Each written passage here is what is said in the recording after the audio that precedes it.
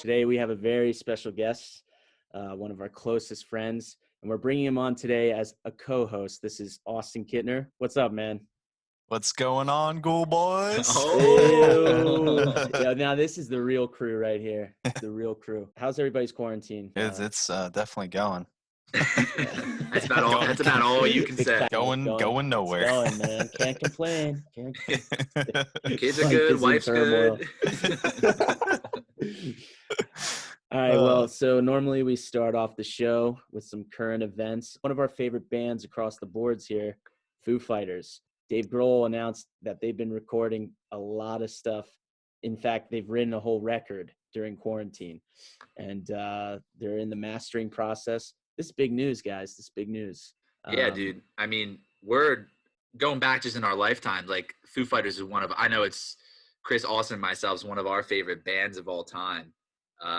And we didn't really get to experience them in their prime, but to be able to have the chance to listen to another new album from them, and we missed that concert opportunity too, right, Chris? Yeah, this summer we had an opportunity to go see the Chili Peppers, Foo Fighters, and half of Oasis, which is just epic. In Boston. It was Boston Calling, and they had announced probably a month and a half ago that it would be canceled due to COVID, and it's understandable, but it's very unfortunate at the same time. Yeah, man, it's interesting you bring up, we really listened to a lot of music that we were like little tykes when these guys were at their peak. I wouldn't even say peak. I think Foo Fighters have consistently held, pretty epic. Their curve's been pretty flat. Yeah. And I can just think of it now, man. Back in the day, 15 years old, playing the new Call of Duty, Pretender blaring in the background. Yeah. I think of rock music back then. One of the first I think of was Foo Fighters, man. They were just awesome. Dude, Dave Grohl, such a legend, really has his foot in everything, when it comes to rock and roll. I mean, that guy's done everything. Yep. He recorded with, an album with Queens of the Stone Age, but he's also recorded a whole album with Tenacious D, Jack Black's band. This guy is just, he's everywhere. And not to mention he's the drummer of Nirvana. So, I find myself listening to that type of music more, and I can just listen to it like more consistently than I can like today's music. Today's music, I feel like it's good, and then it gets old in like There's a month. Time and place for most music today. It's like you don't listen to it outside of like certain activities. The club. Yeah. That's an interesting point. Like, it's no longer sort of about making like an all-around amazing album. It's like, I want to make a club banger and get money off of this. Yep. I want to make something that's going to be big on TikTok. I want to make girls twerk. Like, it's all it's about. You know what I mean? Like, it's one thing. You hate to see a song blow up because of TikTok. That's just something I would not want to be famous for. Interior crocodile. Yo. Oh, man, I don't fucks with the TikTok, bro. I don't fucks with the TikTok.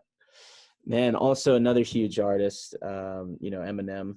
He was on a podcast the other day with Lil Wayne, and he announced that, he's been writing. He's always writing. The guy's, crazy. He has a dictionary up in his brain. And Lil Wayne actually said he does this as well, that he Googles his lyrics from older songs to make sure he's not reusing lines when he's writing. That's impressive. It's crazy. Well, for damn sure Wheezy's not doing that. Yeah, I saw Lil Wayne recently. I think he's doing more of forgetting of lines recently. He was on stage, man. He got so high. He was like, can't imagine why. He's like, I forgot my lyrics, man. Terrible impersonation, but bro, I mean, all-time legends. These are two of the GOATs. 100%. Wayne's still a GOAT, but he's just. Bro, Wayne has hits for days, man. He has more countless than the Beatles, man. It's crazy. Yeah, man. Chris, reading that article too. What did Eminem say about Mona Lisa? Right. Yeah. I heard about that too. He said, Eminem was saying to Lil Wayne that Lil Wayne's verse on Mona Lisa as a top 5 of all time. I'm sorry, fam. It's not even like top 5 on the album, dude. Sorry, I just spit up my Miller yeah. Lite. I love that song, but hell no.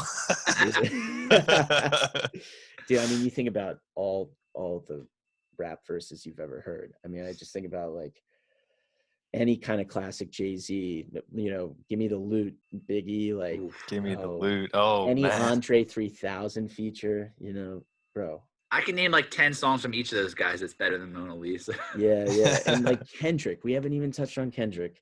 Yeah. But we're unfortunately getting into some depressing news here. Yesterday, we lost an absolute comedic icon, Jerry Stiller, Ben Stiller's father. R.I.P. Known for, you know, several hits like Seinfeld, King of Queens. And before that, I mean, notably, he toured with his wife, who's equally as funny, for decades, you know, 20, 30 years. They were sort of, that's how, you know, he became famous. And I think I might just pour out a shot here to Jerry Stiller. I got myself some Plymouth gin here. Shout out to the goats. Drink it up to Jerry Stiller and Frank Costanza. You know, dude, yesterday on Twitter I was seeing a lot of funny videos with Frank Costanza. God damn. Chris can't hold his alcohol in, but I don't know, bro. It always ends up on your shirt. But are you talking to me? Oh, you talking cocksucker. Continue, Denny. No, but legit, that guy's not. I mean, just some of the episodes that he's been in Seinfeld never get old. And I was watching the one last night with when he had the man brawl called The Bro, and him and Kramer build this man brawl. And I mean, he's not in every episode, but the guy changed the show of Seinfeld, I think, and it's really gonna be missed. You know, I never really watched a ton of that show, but I'd love to go back and watch some of those episodes. Dude, I've heard nothing but good things about it. I'll tell you, man, it really holds up even to this day. Yeah. You know, it's not necessarily like raunchy humor like you'd be used to today. Even on sitcoms on TV, it's pretty toned back. But as far as like perfect quarantine shows, again, you know, Friends and Seinfeld, these are just always like classic feel-good shows. You know, if you're in a bad mood or just kind of feeling down or bored, I mean, it's perfect. Yeah. Well, now's the time for me to catch up on all this stuff that I haven't watched. Get on it, I have son. nothing else to do. Yeah, definitely. Also, some sort of depressing news. We lost the double rainbow guy. This is Chris's boy. I don't know, man. Bro, when I saw that, you know, CNN had it on their front page. I guess times are interesting at CNN. Yeah, I was going to say CNN was the first to publish that article. You know, it's big time news there at CNN. Yeah, I think Wolf Blitzer broke into a Moving on to a segment we call Best Watch of the Week. Yeah, You were saying you've been watching a lot recently. So. Yeah, son. So one of my favorite movies personally, I know Chris really enjoys it. Also, I'm not sure if you've seen it, but Mystic River, directed by Clint Eastwood. Watched with my parents the other night, and it's so good. And they're like, you got to come home more often to show us all these great movies. Yeah. But yeah, stars Sean Penn, Tim Robbins, Kevin Bacon.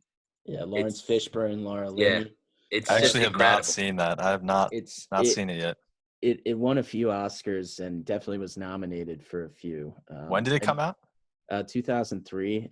Wow. Okay. You know, I sort of consider myself like sort of a movie fanatic as well as music and television. Yeah. And, you know, I often say that Sean Penn's performance in that, which he won an Oscar for, obviously, you know, is top 2, if not my favorite performance of all time. And I really suggest, if you guys haven't seen it, go out and watch it. It's on Netflix now. I don't know how long it'll be. At least for this month, it'll be on Netflix. Don't recommend it. Go out and fucking see it. Like, well, there's another thing to add to my list. That long. Yeah, make it long. Yeah, she do. I would say for my go out and watch it suggestion, Dead to Me season 2 was just added to Netflix. Mm-hmm. The first season started probably last year. I think I watched it within two or 3 days with my roommate. I mean, it really is just kind of like easy watching, but also, you know, pretty entertaining. This woman loses her husband in a hit and run, and she goes to these grief meetings with other people who are grieving. It was suggested to her by her counselor. Obviously in this really depressing time, and she meets this woman and they become close friends, and sort of the mystery behind the show is that this woman is kind of more closely connected to the other woman than she knows. And so I'll leave it at that. You sort of find this out within the first episode, so I didn't give out major spoilers, but yeah, Dead to Me, season 2. What about you, Austin? What have you been Nice. getting into? Not too much, but as far as watching, there's this new movie that I watched the other night. Me and my fiance watched. It's called Dangerous Lies. Okay. It's just like one of those. I don't know if it's a Netflix original or not, but it was just added on there. It's basically about this caregiver, this old guy that's he's like off his rocker, basically. He's like gonna pass soon, but this younger couple, the female's taking care of him for a while. Then all of a sudden he just mysteriously like passes away. I don't want to give away the whole story, but there's just like some like plot twists and all this stuff. It's actually a pretty solid watch, I'd say. Nice. It's definitely interesting though. I definitely saw it advertised. I think I saw it like on the top 10 the other day when I was on Netflix. So yeah. Man, I'll have to check that out. Always looking for something. Those Netflix originals. Yeah. They're always like hit or miss though. Like, yeah. You never know if they're gonna be good or like really cringe worthy to watch. Yeah, I mean, it always takes it down to like my expectations aren't as high because these are just free movies that are added like every other day. Like instead of going to the theaters and paying like $20 to see a movie, Yeah, exactly. I also heard that Extraction, that Netflix movie, is gearing up to become their highest watched film of all time. Really? And it came out like 2 weeks ago. Yeah. Wow. Chris Over Hemsworth. Irishman? Yeah, Chris Hemsworth. I still have not watched that one either. Damn. You gotta pack it in. That's a long one. I know. I heard that's why I haven't watched it yet. you gotta make it like a morning thing, and then take a break for lunch, and then like rewatch it. Maybe get a snack, take a break, and then like, fit it in my schedule. I mean, honestly, it could have been like a 4-episode thing. Yeah. I stopped watching it in 3 sittings. I mean, I was with my parents, so I would watch the whole thing. I actually did watch it in 2 sittings. Yeah, and they're like, that time. I'm like, oh, shit. Yeah, it sure is, buddy. So, Austin, I also heard, this game that's really been taking sort of the gaming world by storm recently, Valorant. Do you know anything about it? Yeah, man. So anyone that doesn't know, whoever's listening to this, I am pretty big into video games, have been pretty much my whole life. Oh, same, man. So I know a decent amount of some of the upcoming stuff, and Valorant's one of these games that just released. It's in this gaming world called Battle Royales. They're basically like like Fortnite stuff. Fortnite's like one of the most popular ones, I'd say, for I guess like younger, but I'm not too big into it anymore. Yeah, we don't like Fortnite kids. But yeah, it's basically a game like sort of like Fortnite. Actually, it's not technically a battle royale. It's sort of it's kind of hard to explain, but yeah, it's a shooter game, but Fortnite graphics. It's pretty fun though. The only thing is you have to get this like beta key to even get into it, so you have to watch this like. Right? Sorry, go ahead. Yeah, no, people are waitlisted, right? Didn't mean to interrupt. Yeah, it's like a closed beta. What that means is you need like a key from the developers to get into it. So in order to get the key, you have to use this like streaming service. It's called Twitch.tv. It's free, but it's basically just television for people to watch other people play video games. Like I don't know if one of the most popular, I guess, would be like Ninja. If you've heard of anything about streaming, you probably heard about him. I mean, over the past year or so, I mean, Twitch has just really sort of become like the main source of revenue for people. It's insane. Like I could spend a whole session talking about how much these people make. It's not, it's ridiculous. Right. It's interesting too. I mean, a lot of YouTubers, ever since they've sort of made major changes to how you can receive revenue and all kinds of copyright strikes and stuff on YouTube, a lot of people are actually going to Twitch who used to be on YouTube, and they're just streaming. They're taking their fans that they have subscribed to them on YouTube, and they're going to Twitch, and they're making a killing. Yeah, and they promote it, and they sort of go hand in hand too. I mean, you can take clips from your streams on Twitch and put them and make them edit them into YouTube videos. So they're making like double profit. Right. It's nuts. Yeah, man. Hey, if you got the time to do it and you got the fans, why the hell not, man? Yeah, it is a tough market like anything else, but it's crazy too how it's expanded so much. Like, I mean, there's like professional sports players that are on Twitch all the time playing video games, and like just like I guess it's really taken off. I know we talked, Chris, you said the last couple of years, but really like the last few months too, ever since people have been locked down, like everybody's running through stuff through Twitch. Like Travis Scott had that concert on Fortnite, or whatever the fuck it was. Well, listen, you know, the last place you catch me is a Travis Scott virtual concert in Fortnite. But I'll tell you this. Anything in that matter. Bunch of 10-year-olds singing Goosebumps over there. Yeah, oh my God, edited versions of Sicko Mode. But the numbers that were drawn for that, I mean, I think I saw 80 million viewers. Like, that's insane. Yeah, that's just nuts, man. And they dropped the song. I guess Travis announced that he's going to make a collab album with Kid Cudi called The Scotts, because you got Scott Miscudi, Travis Scott. Yeah. That's Cudi's first #1 song ever, and it's one of his worst. You know what I mean? It shows the level we're at right now. Put a song on Fortnite, it becomes a TikTok sensation. You know, kids are riding unicorns, doing trick shots with their snipers and third person and shit like that. Yeah. You know, whatever. I'm already sounding like an old head, and I'm, you know, just turned 25. Are you guys starting to see that happen now? You say a lot of times to yourself, man, it's really not like the old days. Like I feel, but it's not. It legit is not. Like, legit is not. Kids nowadays in high school would not be able to deal with, unfortunately. Just hits different, man. Yeah. I'll leave it at that. Just hits different, fam. Just hits different, fam. Yo, on the topic of video games, we got breaking news. Oh? What's that? Tony Hawk's Pro Skater 1 and 2 Remastered are officially coming out. September 4th, 2020, baby. Oh, shit. Yeah. Yo, remember those shit on PS2? I remember playing them on PS2. Listen to me. When we were kids, if there's any younger viewers for some reason on here, when we were kids, skateboarders were looked up to almost the same way like NBA players were looked up to. You had take it easy, but close. Yeah. No. Maybe not to some people, but like Austin, I can tell you, like people like Bam Margera, for example, I was just about to say, man, are like superstars. I had the shirts, I had the skateboard decks, I had the DVDs from his shows, the CKY shows. I mean, dude. Bro, and he lives in Westchester. I saw him at a Bruce Springsteen concert. Yeah, I was gonna say he lives like an hour and a half from us. Yeah, well, you know, Tony Hawk used to come to Hempfield. Right. So middle school and skateboard. Yeah. Austin, I think it was like last summer or something. I was watching this video Tony Hawk had posted, and it was like, found this old footage of me with my long hair in like 1991 or something like that, or even earlier. And I'm looking at this and I'm like, dude, you know, just like laughing. I was like, wait, that kind of looks like my elementary school in the background, you know? Yeah. It's literally my elementary school in the background. And what? So he literally went to CMS, Centerville Middle School. And for like an assembly during the day, they watched Tony Hawk and his friends skateboard on a half pipe or a quarter pipe. Yeah. I'd never hear about this.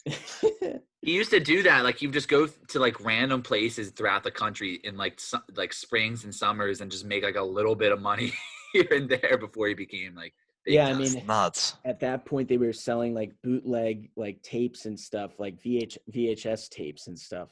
You know, it's so different nowadays. People can just kids can record on their phones and just upload it to YouTube or Twitter, and it goes viral. Back then, those kids had to hire, you know, videographers, all kinds of things. Man. Yeah, dude, it was like a process before.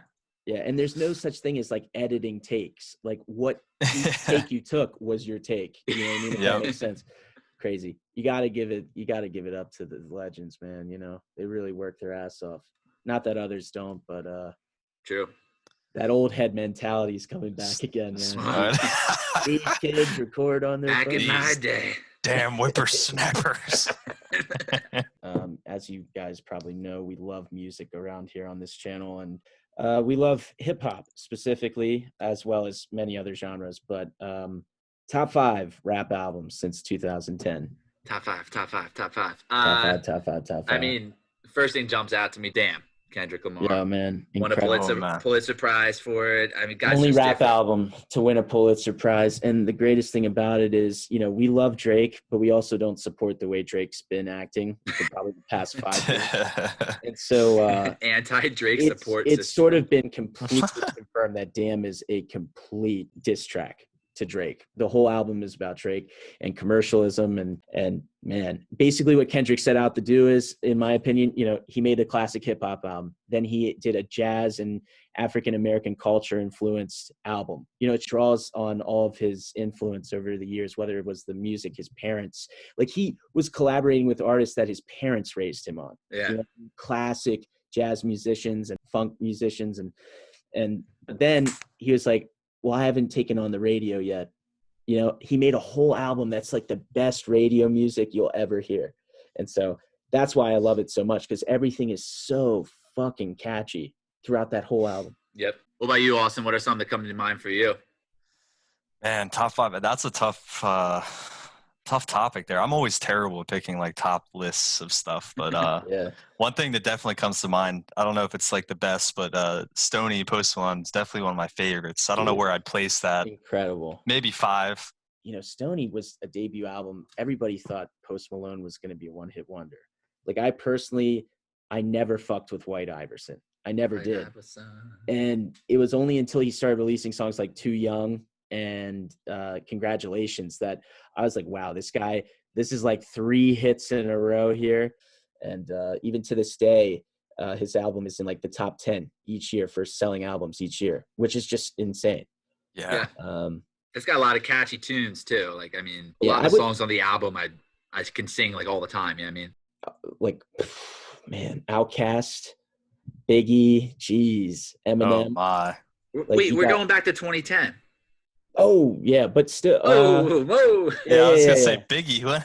yeah. Whoa. See, now that's why I was getting caught up here. Because I'm thinking all the way back to 90s and stuff, and it's just so hard to narrow. That's too big of a spectrum to pick. He was thinking about Vanilla Ice. I remember now. You know what I mean? Take Care, number 5.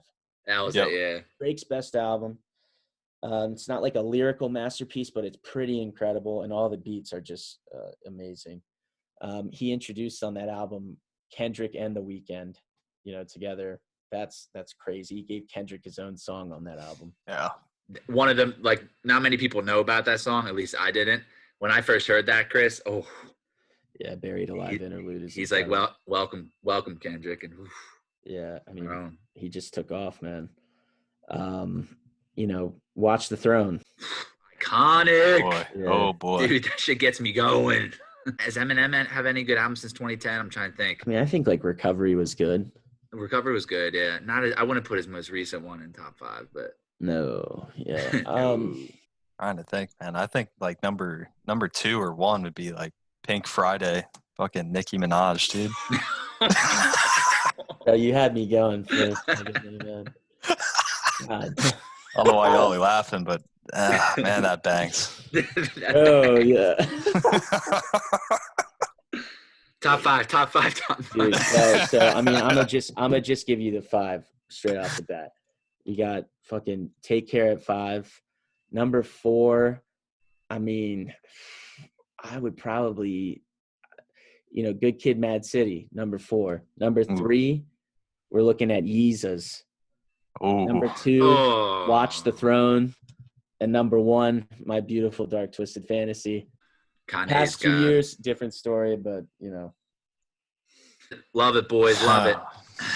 So I guess it's probably about it today, boys. Raggy, Austin, you want to add anything before we head out? No, I just appreciate you guys having me on here. First time is definitely fun to do. Always looking to have a chat with the boys. Yeah, absolutely, man. Did you want to link your OnlyFans account? I was getting there, man. He didn't have to interrupt me. Yeah. Denny has OnlyFans at RAGGYY. At Raggy. That's hilarious. Got a ton of Scooby-Doo impressions over there, so check it out. We'll definitely be hearing a lot more from Austin in the upcoming episodes. Whether we add him as a full-time host or not, we'll see. Definitely was a good coach, My application hasn't been processed yet. Yeah, we're reviewing it, man. I gotta look. It's at back corporate. to It's at corporate some right now. activity, man. Some activity back in 2014. I gotta look into. All right, boys. Well, this wraps up episode 2. Thanks anybody who's still tuning in. We pretty much upload twice a week, so follow us on Twitter and subscribe to us on YouTube. Both are the Gool Boys podcast. Thanks again, guys. Have a good one. All right. Peace out. Later. Later.